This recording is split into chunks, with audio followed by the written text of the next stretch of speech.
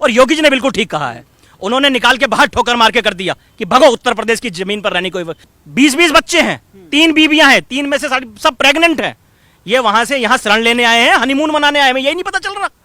आज मोदी जी, योगी जी अपना सर्वस्व निछावर करके लगे हुए हैं देश और धर्म के लिए, पर इस देश के लोग आज भी उन्हें 2 रुपए पेट्रोल बढ़ जाए तो रोने लगते हैं, प्याज के रेट बढ़ जाए तो रोने लगते हैं। अरे क्या करोगे पेट्रोल और प्याज खाकर जब तुम्हारे घर ही नहीं बचेंगे, तुम्हारी बच्चे ही नहीं बचेंगी।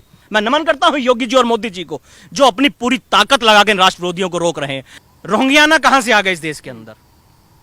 यह रोहिंग्याना विश्व की सबसे क्रूर जाति है। रोहिंग्याना 57 इस्लामिक कंट्रियां हैं, किसी एक इस्लामिक कंट्री ने जगह नहीं दी। ये देश के अंदर प्लान तरीके से घुसेड़ दिए गए हैं। ये देश हमारा है, कोई धर्मशाला नहीं है। कोई भी आए बोरिया बिस्तर बिछाए और अपना आसन जमा कर बैठ जाए। अमानतुल्लाह खान, सुन लो मेरी बात को, यदि रोहिंग्यानाओं से इतना ही प्रेम है तो अपने घरों में रखो। कहां गए वो बड़े बड़े बुद्धिजीवी लोग जो तुरंत अपना मेडल वापसी गिरो?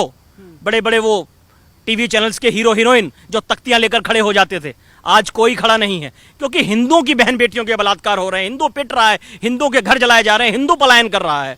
हाँ, कोई विशेष समुदाय के लोगों के साथ ऐसा हो गया होता तो विधवा विलाप हो गया होता। डासना मंदिर के अंदर एक जिहादी मानसिकता का व्यक्ति जो शिवलिंग को अपवित्र करने आता है, उसको एक चांटा मार दिया जाता है तो पूरे विश्व भर में चर्चा बन जाती है, एक बच्चे को पीट दिया गया।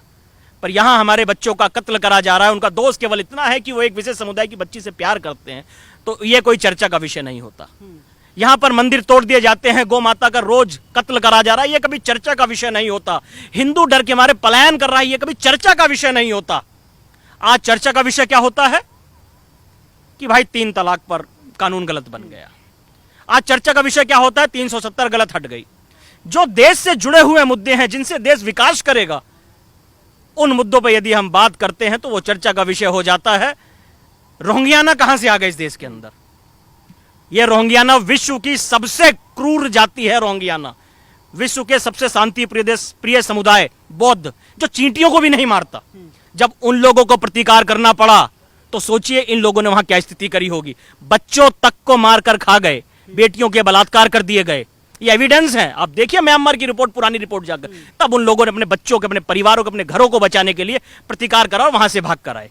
और यहां पर इतनी सारी 57 इस्लामिक कंट्रियां हैं, किसी एक इस्लामिक कंट्री ने जगह नहीं दी। ये देश के अंदर प्लान तरीके से घुसेड़ दिए गए हैं। ये देश हमारा है, कोई धर्मशाला नहीं है। कोई भी आए बोरिया बिस्तर बिछाए और अपना आसन जमा कर बैठ जाए। पाकिस्तान से पीड़ित हिंदू यदि यहां आता है तो उसके खिलाफ यहां एजेंडे चला दिए जाते हैं। सीए लागू नहीं होने देंगे जी, एनआरसी नहीं लागू होने देंगे। पाकिस्तान का मुसलमान वहां के हिंदुओं को नहीं रहने दे रहा। हिंदुस्तान में यदि वो आते हैं तो यहां का मुसलमान वहां के हिंदुओं को नहीं रहने, वो जाएंगे कहां? रोहिंग्याओं के लिए पेट में दर्द आता है, उतर आता है। और अमानतुल्लाह जो विधायक हैं वो तो कह रहे हैं खुलेआम के जहां झुग्गियां जली हैं वहीं पर उनको विस्थापित किया जाएगा। बिल्कुल। कौन है रोहिंग्याना? अमानतुल्लाह खान के बाप हैं क्या ये, जो इनसे इतना प्रेम जाग रहा है? अमानतुल्लाह खान, सुन लो मेरी बात को, यदि रोहिंग्यानाओं से इतना ही प्रेम है तो अपने घरों में रखो। ये देश हमारा है, हम अपने टैक्स के पैसे से इस देश की इकोनॉमी को चला रहे हैं और हम नहीं चाहेंगे इन जिहादी मानसिकता के लोगों के ऊपर हमारे जेब का एक भी पैसा खर्च हो। यदि तुझे इतना ही प्यार है तो अपने घर के अंदर रख, अपनी बहन बेटी के साथ ने सुला हमारे देश में रखने की। और योगी जी ने बिल्कुल ठीक कहा है। उन्होंने निकाल के बाहर ठोकर मार के कर दिया कि भगो उत्तर प्रदेश की जमीन पर रहने कोई। पर इस देश के अंदर एक नेता ऐसा भी है दिल्ली का, जो मालिक है केजरीवाल, वो गले लगा रहा है उन्हें कि आ जाइए, आग लगाइए दिल्ली के अंदर आकर। सुशील भाई, जिस एरिया के अंदर ये रोहिंग्याना कम्युनिटी रह रही है, वहां के लोकल 3-4 थानों का रिकॉर्ड उठाकर आप देख लीजिए। क्राइम ग्राफ बढ़ गया है, चोरियां बढ़ गई हैं, डकैतियां बढ़ गई हैं, मर्डर बढ़ गए हैं, रेप बढ़ गए हैं, क्योंकि इनकी मानसिकता वही है जो म्यांमार में इन लोगों ने करा।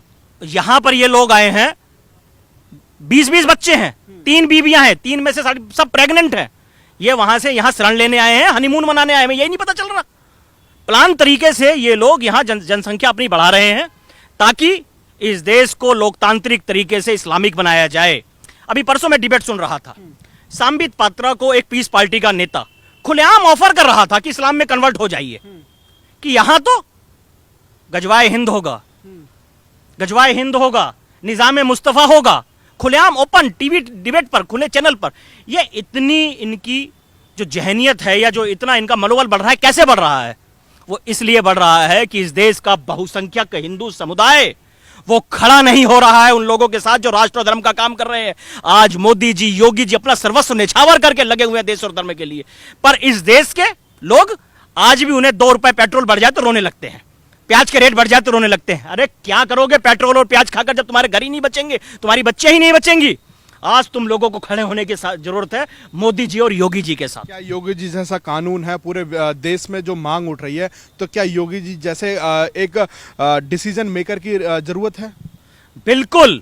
आज योगी जी ने जो लव जिहाद के ऊपर कानून उत्तर प्रदेश के अंदर बनाया है, मैं माननीय नरेंद्र मोदी जी से निवेदन करता हूं कि ये कानून पूरे देश भर में लागू करा जाए, तभी इस देश की बच्चियां सुरक्षित रहेंगी, इस देश का भविष्य सुरक्षित रहेगा। मैं नमन करता हूं योगी जी और मोदी जी को, जो अपनी पूरी ताकत लगा के राष्ट्र विरोधियों को रोक रहे हैं। आज सुशील भाई, केवल देश ही नहीं, पूरे विश्व की राष्ट्र विरोधी शक्तियां खड़ी हो गई हैं मोदी जी और योगी जी के खिलाफ। एक पूरा नैरेटिव चलाया जा रहा है, झूठ और फेक एजेंडे चलाए जा रहे हैं कि जो राष्ट्रवादी जनता है, जो इस देश की बहुसंख्यक जनता है, वो अपने बरगला जाए और सस्ते लालच में, जैसे दिल्ली में पागल हो गई, फ्री की बिजली, फ्री के पानी में। और आज कोरोना काल में फ्री की मौत भी मिली है इन लोगों को, फ्री में मर रहे हैं। आपने देखा होगा ऑक्सीजन नहीं थी, ऑक्सीजन प्लांट के लिए मोदी जी ने पिछले साल अक्टूबर मास में ही 8 प्लांट के लिए पैसे दे दिए थे, 1 लगा। केजरीवाल जी को तो अपने फोटो चमकाने की जरूरत है बस। क्या आपने वैक्सीन लगवा ली? नीचे ये नहीं लिखा कि वैक्सीन के लिए पैसे किसने दिए हैं, वैक्सीन फ्री की किसने दी है, ये नहीं लिख रहे, बस अपना चेहरा उन्हें चमकाना है। और ये दिल्ली की जनता नहीं समझ रही, देश की जनता नहीं समझ रही। ना समझोगे तो मिट जाओगे हिंदुस्तान वालों, तुम्हारी दास्ता तक भी ना होगी दास्तानों में। अब समय आ गया है राष्ट्र और धर्म के लिए खड़े होने का, जागरूक और संगठित होने का, उन लोगों के साथ खड़े होने का जो राष्ट्र और धर्म के लिए काम कर रहे हैं।